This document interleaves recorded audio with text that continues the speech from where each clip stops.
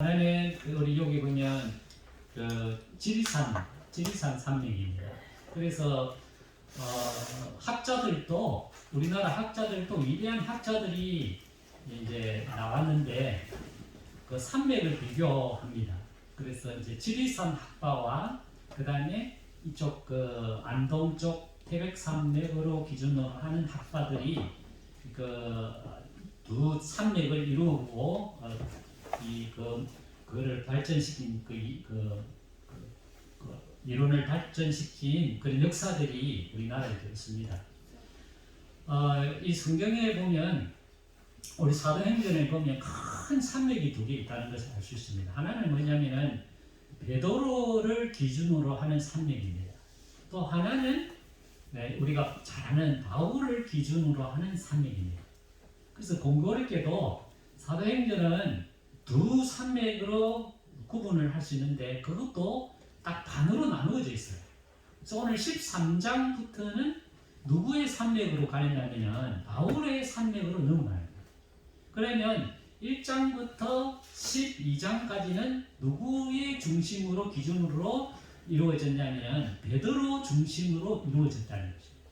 그런데 우리가 이 베드로와 바울은 어디에 소속되어서 하나님 복음의 말씀을 전했느냐 하면은 교회에 소속이 되어서 하나님의 말씀을 전했다는 것입니다. 그러면 베드로는 어느 교회 소속이냐면은 예루살렘 교회 소속입니다. 그러면 바울은 어느 교회 소속이냐 하면은 안디옥이라는 교회에 소속되어 있는 지도자라는 것입니다. 그러면 이 두 지도자가 막 서로 충돌해가지고 말이지, 네가 잘났니, 네가 잘났니 이래 했느냐? 그게 아니라는 거지. 네. 그래서 출발은 예루살렘에서 출발해가지고 이 산맥이 어디로 넘어가느냐면 그 안디옥이라는 큰 산맥을 거친다. 안디옥에서 또 어디로 가느냐? 안디옥에서 이제 세계로 이렇게 쫙 뻗어나가는 그런 역사가 복음의 역사가 기록이 되어 있다는 것이 참 대단한 신기한 역사죠. 그래서 이러한 역사들을 그러면 누가 이러한 역사들을 이끌어가고 이 주체가 되느냐 하면 성령님이라는 거죠. 성령님이라는 이 성령님이 우리 복음의 역사들을 큰 줄기들을 이렇게 쭉 끌고 간다는 거예요. 그럼 그 속에 우리는 하나의 성령님의 인도하심을 받는 그 사람의 그 하나님 복음의 도구에 불과한 것이죠. 그게 누가 주인이 되고 누가 주체가 되고 그런 것이 아니라는 거죠. 그 사람이 주체가 되고 사람이 그 영향력을 미치고 교회가 영향력을 미치고 또 어떤 교회가 모든 것을 이끌어 나가고 그걸 말하고 있는 것이 아니라는 것이죠. 그래서 이 사도행전을 가만히 살펴보면 우리가 믿음이 이렇게 확 늘려진다는 거예요. 이 소극적인 믿음이 아니라 나만의 믿음, 내 가족 믿음, 내 교회의 믿음에 이렇게 머무는 그런 어떤 믿음이 아니라 성령님의 인도하심을 따라서 이끌어가는 그러한 그 역사를 우리가 경험함으로써 내 믿음이 쫙 이렇게 넓어지는 거예요. 포용력이 넓어지고 보는 눈도 넓어진다. 그러면 베드로의 큰 산맥을 지금까지 우리가 공부를 해 왔습니다. 그러면 다시 한번 또 이제 복습하는 의미에서 이 베드로의 그 산맥은 어디를 중심으로 한 산맥이냐면 예루살렘 교회를 중심으로 한 산맥이라는 거죠. 그래서 1장에 가서 보면 예수님이 성천하시면서 예루살렘을 떠나지 말고 내게서 들은 바 아버지께서 약속하신 것을 기다리라 그렇게 하셨거든요. 그래서 제자들이 예루살렘을 안 떠났어요. 거기에서 기도하다가 모인 인원이 120명입니다.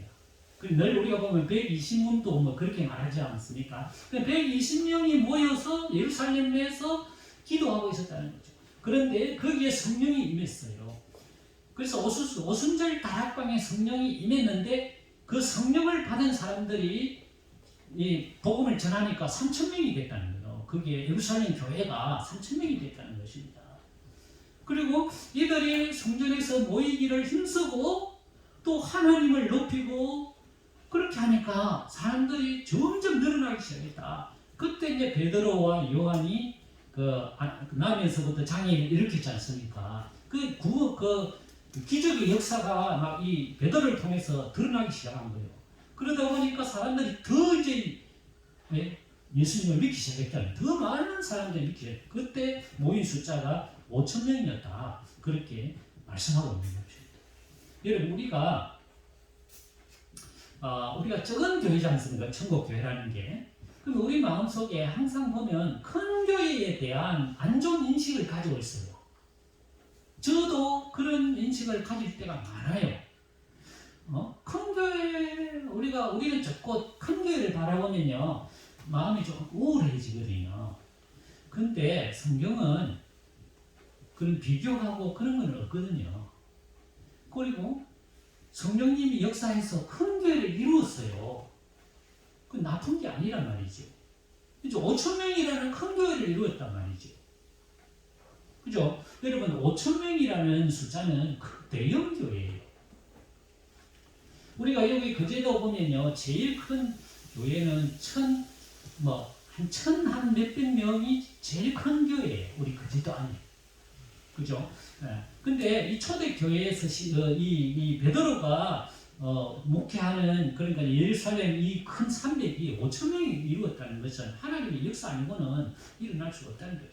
그래서 성경이 말하는 것은 하나님의 역사에 의해서 큰 교회가 이루어졌다. 그죠? 그렇게 된 것입니다. 그리고 거기에 사람이 세워졌다는 것입니다. 그 7 집사가 세워졌는데 그 중에 이제 스데반도 나오고 빌립도 나오고 7 교회가 세워졌습니다.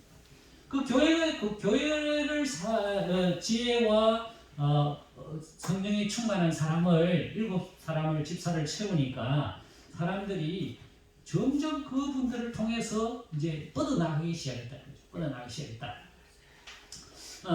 그런데 이제 그런 역사만 있는 것이 아니라 그런 큰 그 교회가 큰 산맥이 생기니까 문제가 이제 박해가 일어나기 시작하고 이제 견제 세력이 드러나기도 하고 그렇게 됐다는 거죠. 그래서 큰 어려움이 있게 됐고 그 어려움 때문에 더 이상 교회에 어떤 모임이 불가능하게 됐다 하는 것입니다. 그래서 믿음 생활이 제대로 안 되니까 어떻게 했냐면 다 흩어졌다는 거예요. 다른 쪽으로 다른 나라로 다 흩어졌어요. 다 흩어졌어요. 그래서 거기에 있었던 사람들 중에 구브로라는 섬으로 흩어진 사람이 있었다는 거예요. 구브로가 어디냐 하면은 지금 유럽 쪽에 특히 바로 앞쪽에 있는 나라에 그 키프로스라는, 지금 현대 지명으로는 키프로스라는 나라예요. 그런데 우리나라 사람들이 거기에 많이 갑니다. 키프로스라는 곳에. 이 나라가 어디냐면 성경에 지금 말하는 구브로라는 지역 나라예요. 그 키프로스라는 나라는 지금 휴양 도시로 되어 있어요. 그래서 바울이 선교지로 제일 첫 번째 간 선교지가 구브로예요. 그러니까 그 구브로에 이제 난 사람들이 어디를 옮겨가느냐면은 터키 지방, 육지 지방에 있는 안디옥 지방에 와서 복음을 전하기 시작했다는, 예수님을 전하기 시작했다는 거죠. 그래서 거기에서 생겨난 교회가 안디옥 교회라는 겁니다. 자, 여러분 성경에 보면요, 교회라는 이름이 2 교회가 나와요. 그죠? 예루살렘 교회가 나오고요. 그 다음에 안디옥 교회라는 교회가 나와요. 이 2 산맥이 형성이 됐다는 뜻이에요. 하나는 예루살렘이라는 큰 산맥이 이루어졌고 그 사람들이 흩어져 가지고 또 다른 산맥을 이루었다는 거예요.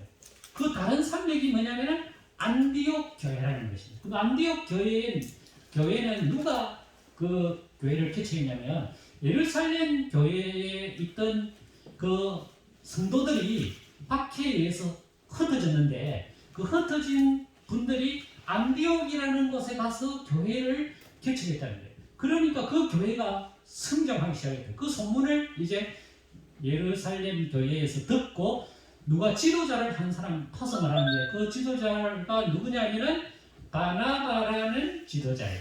그죠? 바나바라는 지도자니. 잘 안 이어지면은 바나나 하면 돼요. 바나나. 예.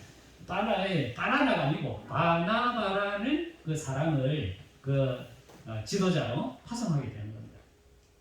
자, 그러면 그 예루살렘 교회에서 바나바라는 사람을 이제 파송을 하는데 왜 바나바라는 그 지도자를 파송을 했느냐 하면 바나바라는 사람이 원래 고향이 어디냐면 구브로라는 섬이 섬나라 키프로스 그 구브로라는 섬에서 이제 태어나서 예루살렘에 와서 예수님을 믿은 사람이에요. 그러니까 그 개척을 한 사람이 누구냐면 구브로 사람이라는 말이죠.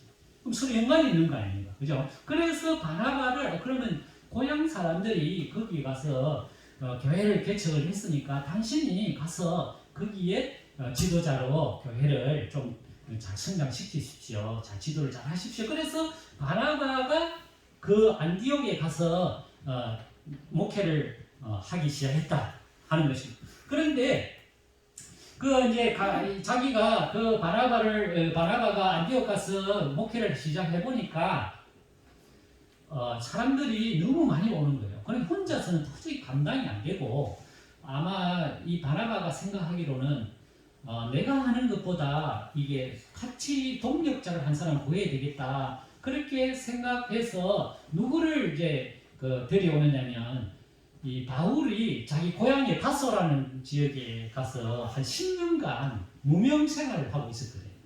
그때 이 바나바가 다소에 찾아갑니다. 찾아가서 이 바울을 당신 여기 있지 말고 내가 목회하는 데 와서 좀 도와주시오. 같이 목회합시다. 그래서 이 바울을 데리고 안디옥이라는 교회에 오게 됩니다. 그게 여기에서 목회를 한 1년 동안 목회를 하게 되는데 급성장하는 부흥하는 교회가 이루어졌다는 것입니다.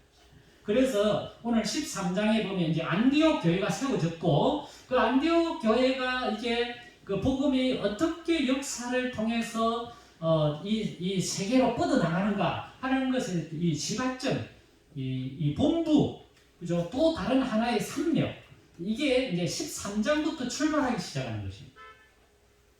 그래서 이 안디옥 교회에 이제 지도자를 또 사람을 세우게 되는 것입니다. 참 여러분 좀 우리가 성경을 보면 원리는 단순한 거예요. 보세요. 예루살렘 교회가 성장을 하니까 누구를 세웠죠? 7 집사를 세운 거예요. 그죠? 그러니까 이 안디옥 교회도 부흥하고 성장하니까 지도자를 세우는 거예요. 그 오늘 1절의 말씀이 5명의 지도자를 세우는 거예요. 그래서 5명의 지도자가 바나바, 시몬, 또 그 다음에 구레네 사람 루기오, 분봉왕 첫 동생 마나인 사울, 이 5명이라는 지도자를 선출했다는 거예요. 그런데 이들이 2절에 보면 이들이 주를 섬겨 금식할 때에 성령이 이러시다. 여기 중요한 것은 성령님이라는 거예요. 성령님이 뭐라고 말씀하시냐면은 내가 불러 시키는 일을 위하여 바나바와 사울을 따로 세우라. 그렇게 성령님이 말씀하셨다는 거예요. 자, 우리가 성령님과 교회는 어떤 관계가 있는가? 굉장히 중요한 주제라는 거예요. 우리가 성령님을 이해하기를 내 개인의 어떤 능력을 누리고 내 개인의 안식을 누리고 내 개인의 신앙의 어떤 주관자로 이렇게 우리가 생각하게 되면 성령님의 역할을 굉장히 단축시키는 거거든요. 성령님은 이 교회를 움직여 가시는 분이라는 것을 알 수가 있어요. 교회는 사람이 움직여 가는 것이 아니라는 거죠. 교회는 성령님이 세우라, 사람을 세우라면 세우는 것이고 파송해라 하면 파송하는 것이고 교회는 성령님의 인도하심을 따라서 가는 어떤 기관이지 사람이 어떤 주체가 어떤 돈 있는 사람이 어떤 권력 있는 사람이 교회를 자지하고 우지하고 하는 그거는 교회의 본질이 아니라는 것이죠. 꼭 그런 교회들은 여러 가지 문제를 낳을 가능성이 많다는 거예요. 왜냐? 사람이 주인이니까. 그죠? 교회는 사람이 주인이 돼서는 안 되는 것이죠. 교회는 누가 주인이냐? 성령님이 주인이라는 거예요. 그래서 이 안디옥 교회가 이 성령님이 기도하다가 성령님이 두 사람을 세우라, 따로 세우라. 그래서 이 바나바와 사울을 따로 세우라. 이 안디옥 교회의 핵심적인 지도자가 바울과 바나바예요. 그죠? 그러면 이분들이 없으면 교회가 사실은 어려움이 닥칠 수가 있어요. 그런데 성령님은 뭐라고 합니까? 최고의 핵심자 바나바와 바울을 따로 세우라고 그렇게 말씀을 하고 있는 것입니다. 그래서 이분들이 교회에서 금식하고 기도해서 두 사람을 안수했다는 거죠. 안수하고 보냈다는 거죠. 어디를 보냈느냐? 고브로라는 지역으로 보냈다는 것입니다. 자, 이 안디옥 교회가 첫 번째로 선교한 지역이 어디냐면 고브로라는 지역이에요. 고브로라는 지역이에요. 자, 안디옥 교회가 이 선교를 결정을 할 때 성령님께서 고브로라는 그 나라에 먼저 복음을 전해라고 그렇게 말씀을 하셔서 이래서 이 바나바와 바울이 고브로를 가게 되는 것입니다. 자, 그러면 왜 성령님께서 고브로라는 지역에 꼭 갈 지역이 얼마나 많겠습니까? 근데 그 성령님께서 왜 고브로라는 지역에 먼저 가서 복음을 전해라고 이야기했느냐 하는 것입니다. 이 고브로는 영적으로 어두운 나라였다는 것을 알 수 있습니다. 여기 성경을 이렇게 이 고브로 지역의 구조를 쭉 보면은 누가 그 총독으로 있었느냐면요. 여기는 서기오 바울이라는 사람이 총독으로 있어요. 7절에 보면 그가 총독 서기오 바울과 함께 있었다. 그러니까 그 지역을 통치하고 다스리는 왕, 그러니까 그 당시 어떤 그 왕이죠. 그 지역을 통치하는 그 총독이라 그러죠. 그 총독이 서기오 바울이라는 사람이 총독으로 있었고, 그 총독을 그러니까 그 지도하는 사람이 있었는데 그 사람이 누구냐면은 거기 엘루마라는 사람이 있어요. 그 엘루마가 누구냐면은 박수자. 이게 뭐냐면 번역하면은 마술사라는 사람입니다. 그러니까 총독은 마술사의 지위를 받고 있었다 하는 뜻이에요. 이 말은 뭐냐면 그 고브로라는 지역은 마술사가 지배하는 나라였다 하는 거죠. 점쟁이가 지배하는 나라였다. 그런 여러분 한 나라가 점쟁이에 의해서 지배를 당하고 있다. 그렇게 생각을 한번 해봅시다. 그 나라가 어떻겠습니까? 그 나라가 완전히 영적인 어둠에 갇혀져 있는 나라였다. 그래서 바울이 가서 그 엘루마에게 하나님의 이 역사를 일으키게 됩니다. 그 박수 엘루마에게 10절에 보면 모든 거짓과 악행이 가득한 자요 마귀의 자식이요 모든 의의 원수여 주의 바른 길을 굳게 하기를 그치지 아니하겠느냐. 보라 이제 주의 손이 내 위에 있으니 내가 맹인이되어 얼마 동안 해를 보지 못하리라 하니 즉시 안개와 어둠이 그를 덮어 인도할 사람을 두루 구하는지라. 바울이 그 박수 엘루마에게 정면으로 하나님의 그 역사를 선포했다는 것입니다. 그러니까 바로 눈이 어두워졌거든요. 그것을 누가 봤느냐? 총독이 봤다는 거예요. 그 총독이 보고 깜짝 놀란 거예요. 지금까지는 엘루마가 그 모든 이거를 진리라고 생각했어요. 이 총독이 엘루마라는 그 사람의 지배를 받고 하는 것이 옳은 일이라고 생각했어요. 그런데 다시 이 바울이라는 사람이 와서 보니까 아니라는 사실을 알게 된 거예요. 저는 거짓, 마귀의 자식이 우리는 자기를 다스리고 있다는 사실을 알게 된 겁니다. 그래서 그가 눈을 뜨게 됐다 한 것입니다. 그래서 그는 예수님을 믿는 사람으로 바뀌게 됐다 하는 것이에요. 그러니까 한 나라의 그 지도자가 이렇게 중요한 거예요. 한 나라의 지도자가 바뀌니까 그 나라가 바뀌는 겁니다. 그래서 이 총독이 예수님을 믿게 되는 역사가 일어나게 됐다 하는 것입니다. 자, 성령님은 왜 이 구브로를 선택을 했느냐 하는 것입니다.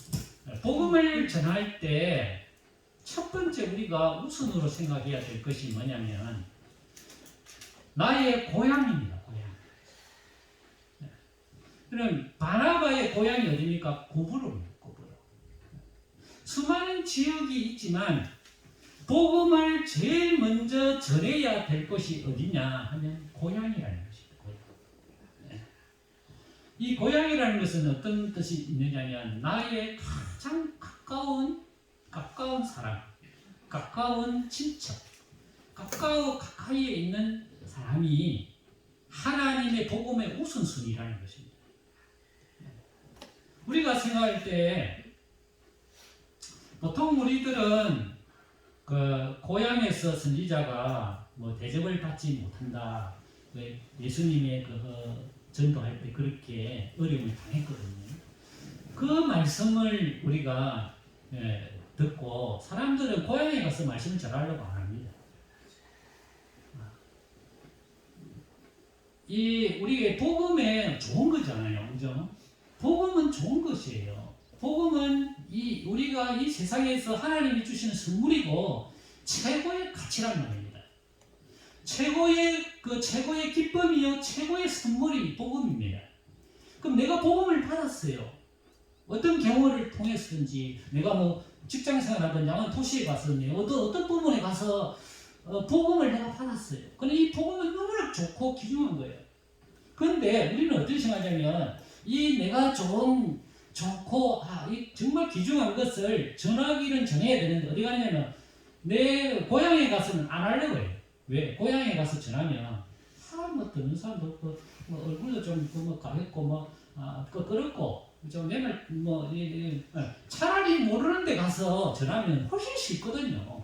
저 사람이 어디 출신인지 그건 안 따져요. 그냥 전하면 받아들이니까 아무리 신경 쓸 필요가 없는 거죠.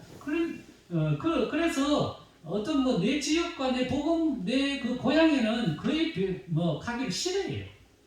그래서 내 고향은 내가 알아서 그 있는 목사님들이 알아서 거기 있는 교회가 알아서 하겠지. 내가 뭐 하려고 고향에 가서 복음 전하겠냐. 그래서 차라리 안 보면 모르는 데 가서 복음 전하는 게 훨씬 쉽다 이거죠. 근데 성경은 뭐라고 말씀하냐면 이 좋은 복음을 먼저 받아야 될 곳은 바로 고향이다. 그걸 이야기하고 있는 거죠. 바나바의 고향이 구브로거든요. 구브로가 복음의 역사를 먼저 받아야 된다.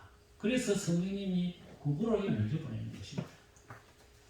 우리는 복음을 누구부터 전해야 될 거냐 하는 것입니다.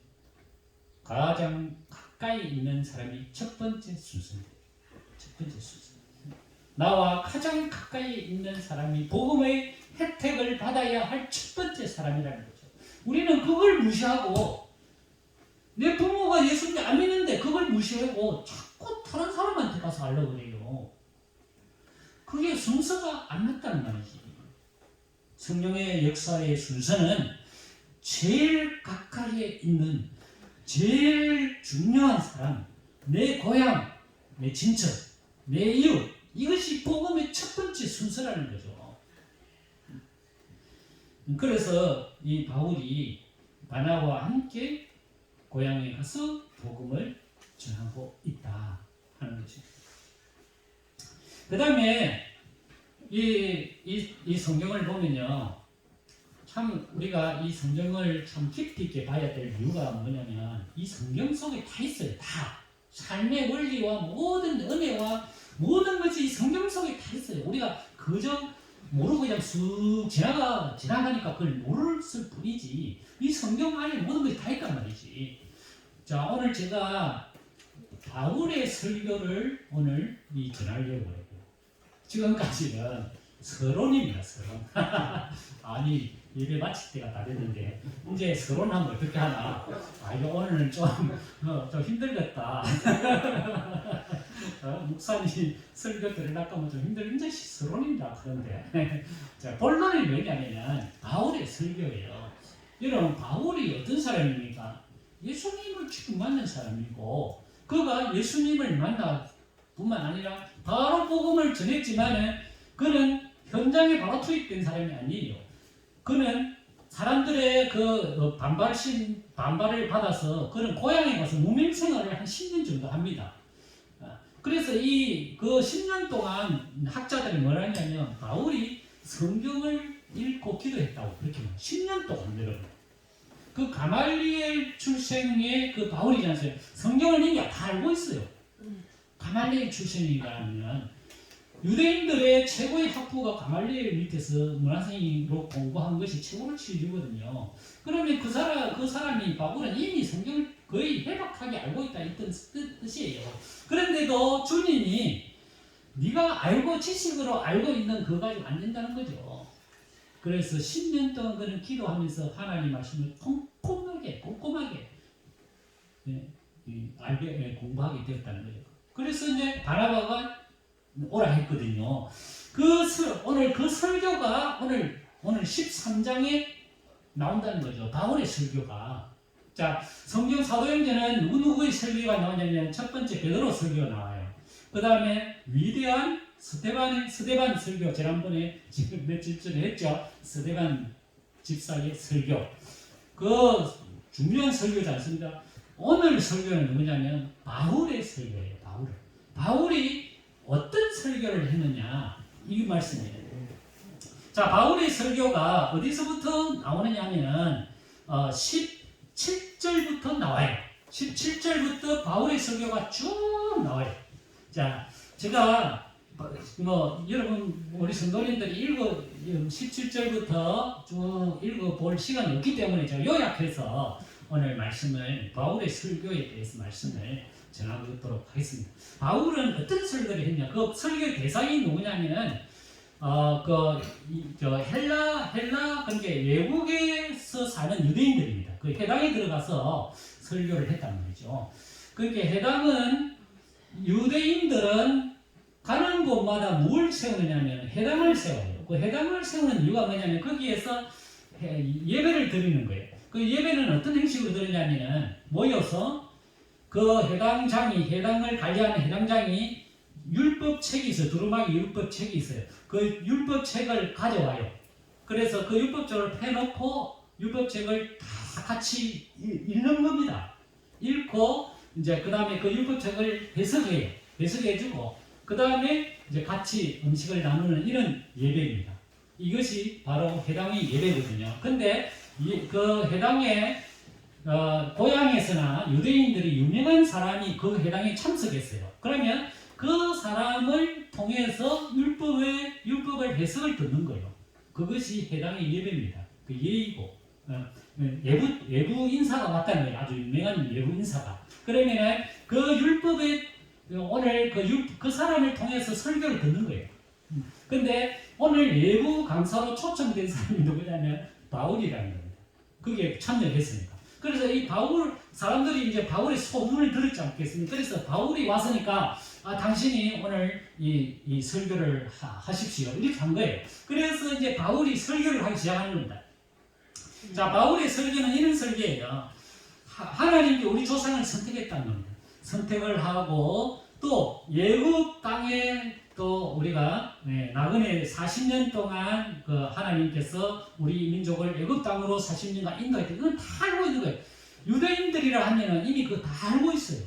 그죠? 하나님 아브라함을 선택했고 우리가 요셉 때문에 애굽에 갔고 거기에서 모세를 통해서 인도에서 40년 동안 광야 생활을 했다 이거예요.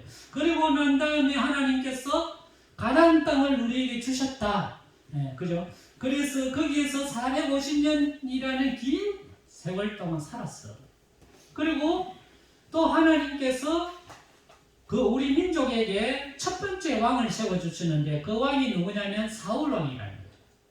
그리고 하나님이 사울왕이 잘못하니까 사울왕을 패하시고 하나님 마음에 드는 왕을 한 사람 세웠는데 그 사람이 다윗왕이다. 유대인들은 다윗 왕이라 하면 최고의 왕으로 생각하고 있어요. 최고의 존경하고 우리 민족을 강하게 만들고 통일시킨 위대한 왕이 다윗 왕이에요. 유대인들은 다윗 왕을 모르는 사람이 없어요. 다 알아. 그런데 이 바울이 뭐라고 이야기하냐면 하나님께서 다윗 왕을 세울 때 뭐라고 말씀하냐면 내가 다윗을 만나니 내 마음에 합한 사람이라. 내 뜻을 다 이루리라. 내가 하나님의 뜻을 이 다윗을 통해서 이루어 가실 것이라고 말씀하셨다. 그게 22절에 나와요. 그러니까 하나님께서 다윗의 왕으로 세웠는데 너무나 마음에 들었다. 그 다윗을 통해서 하나님이 하시고자 하는 일들을 이루려고 하시는 왕이 다윗 왕이다. 그렇게 말씀하시고 또 23절에 보면은 그래서 하나님께서 이 다윗의 후손을 통해서 하나님이 하시고자 하시는 일을 행하셨다. 바로 구원자를 보내셨다. 그렇게 말씀합니다. 그 구원자가 누구냐? 바로 예수님이다. 그렇게 바울이 말씀하고 있었다는 것입니다. 바울이 이야기하고자 하는 핵심은 뭡니까? 하나님이 우리 민족을 사랑해서 그리고 이 다윗을 통해서 하나님께서 자신이 하고자 하는 의도를 이 다윗을 통해서 하시고자 원해서 그 다윗의 후손이 바로 예수님이다. 그러니까 다윗이 말하고자 하는 핵심은 뭐냐면 예수님을 이야기하고 싶은 거예요. 그래서 예수님을 이야기한 거예요. 유대인들은 어디까지 예배를 드리고 있었냐면 이들은 하나님의 말씀, 그 자신들이 지금까지 지키고 왔던 그 말씀에만 머물러 있었어요. 그러니까 다윗이 우리의 민족의 가장 위대한 역사를 이루었고 또 하나님께서 선지자를 통해서 우리에게 많은 말씀을 좋은 말씀을 하셨고 우리는 그 말씀을 따라 살아가는 것이 우리가 해야 할 일이다. 거기에 머물러 있었다는 거예요. 거기에. 그런데 다윗이 와서 뭐라고 이야기하냐면 하나님께서 선지자를 보내고 하나님께서 다윗을 세운 목적이 있다 이거예요. 목적이. 그것은 하나님의 뜻을 이루기 위해서 그 사람들을 세웠다. 그 사람이 주체가 아니다. 하나님의 도구다. 그 사람들은. 누구를 세우기 위해서 그분들을 사용했냐? 예수님이라는 분을 세우기 위해서 그분들을 사용하셨다. 자, 그럼 예수님이 누구냐? 예수님은 바로 십자가에 죽으신 분이다. 예수님은 십자가에 죽으신 분이다. 누가 죽였느냐? 우리의 선조들이 죽였다. 그렇게 말씀하고 있어요. 27절에 그렇게 말씀하고 있어요. 예수님을 정죄했다. 그래서 죽일 죄를 하나도 찾지 못했다. 사실은 사형 승고 십자가에 죽일 때 제목이 있어야 되는데 제목을 찾지 못했다. 그래서 빌라도에게 죽이도록 부탁을 했다. 그래서 빌라도의 명령에 의해서 예수님이 십자가에서 처참하게 죽었다.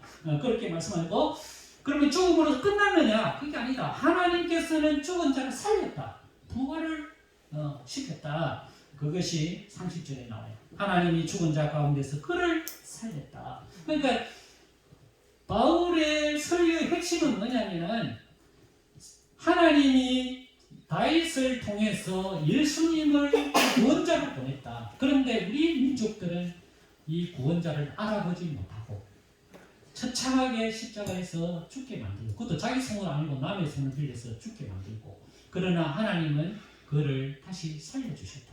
그 이유가 뭐냐? 예수님이 십자가에서 죽으시고 다시 살려주신 이유가 있다. 그 이유는 뭐냐 하면은 38절에 나와요. 38절에 보면 이 사람을 힘입어서 이 사람이 뭡니까? 예수님입니다. 예수님을 힘입어서 죄사함을 얻게 된다. 유대인들은 예배가 뭡니까? 짐승을 잡아서 자기의 죄를 없애는 그런 예배가 진정한 예배라고 알고 있었어요. 왜? 율법이 그렇게 말하고 있으니까. 죄를 없애기 위해서는 짐승을 죽이고 그 짐승을 통하여 자신의 죄가 없어진다고 생각했어요. 그래서 그들의 예배가 거기에 머물러 있었어요. 그런데 바울이 이야기하는 것은 예수님이 이 땅에 오신 이유는 우리의 죄를 용서하시기 위해서 이 땅에 오셨다. 죄사함이라는 것은 예수님을 힘입어서 죄사함이 이루어지는 것이다. 그렇게 말씀하고 있다. 죄사함을 이야기했어요. 그 다음에 두 번째 이야기한 거냐 뭐냐면 이분을 힘입어서 이 사람을 힘입어 39절에 나와요. 이 사람을 힘입어서 믿는 자마다 어렵게 된다. 이것이 두 번째 설교 핵심 요소였어요. 요점이에요. 유대인들은 지금까지 어떤 생각을 하고 있냐면 율법을 잘 지키고 죄를 짓지 않고 하나님의 말씀대로 잘 순종하면 어렵게 된다고 생각했어요. 그래서 그들은 생명이 율법을 철저하게 지키는 것이 그들의 생명이에요. 그래서 율법을 안 잊어버리려고 매주 회당에 가서 그 율법을 보고 배우는 거예요. 외우고 우리가 이대로 살아야 된다. 그래야 하나님께서 우리를 받아주신다. 이런 생각을 가지고 신앙생활 하고 있었다는 거예요. 그런데 바울이라는 사람이 와서 예수님을 믿어야 사람이 어렵게 된다.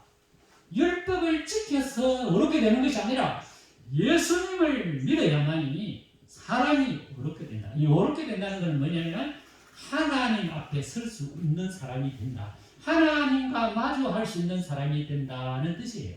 하나님은 죄 있는 사람 안 만나거든요. 하나님은 어려운 사람을 만나요. 왜냐? 하나님은 어려우시니까 죄인을 만나지 않습니다. 그래서 우리가 어려운 사람이 되어야 되는 거예요. 하나님 앞에 내가 가기 위해서 어려운 사람이 되어야 되는 거예요. 그 어렵게 되는 것은 예수님을 힘입어야만이 어렵게 되는 것이다. 그것을 이야기했어요. 그러니까 바울의 설교의 핵심은 뭐냐? 세 가지예요. 첫 번째 예수님, 그죠? 예수님. 두 번째 제사함, 그죠? 제사함이죠. 세 번째 어렵게 되는 것. 이 세 가지를 이야기했어요. 그렇게 이야기하니까 이분들이 그 이야기 해당에 있는 그 사람들이 바울의 설교를 받고 은혜를 받았어요. 자, 그래서 43절에 보면 하나님께서 그들에게 은혜를 베풀어 주셔서 이들이 다음에도 당신이 하는 그 은혜스러운 말씀을 우리가 듣기를 원하니까 다음에도 우리에게 그런 말씀을 좀 전해주시고 그래서 다음 주에도 우리에게 이러한 말씀을 해설해 주시면 좋겠습니다. 그렇게 이야기하고 흩어졌다 하는 말씀이에요.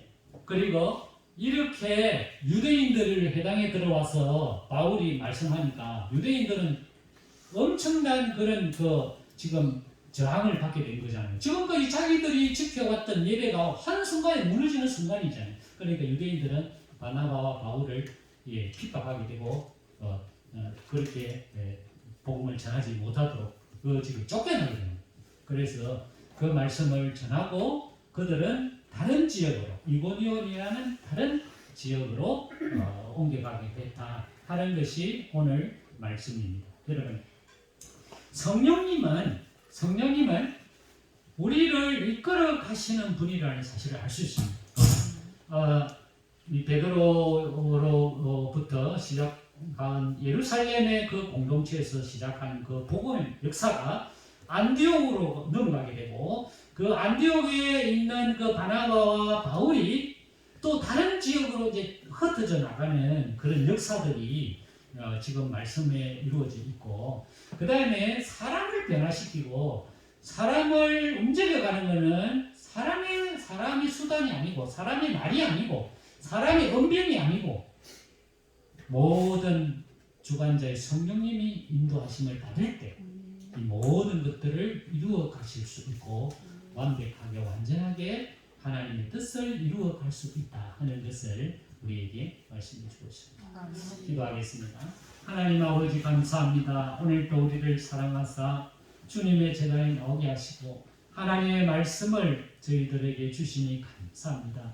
우리에게 성령의 충만함을 허락하시고 주님을 힘입어 제사함과 하나님의 주시는 어려움을 얻어서 하나님의 은혜 가운데 살아가는 복되고 아름다운 주님의 백성 되게 축복하여 주시옵소서.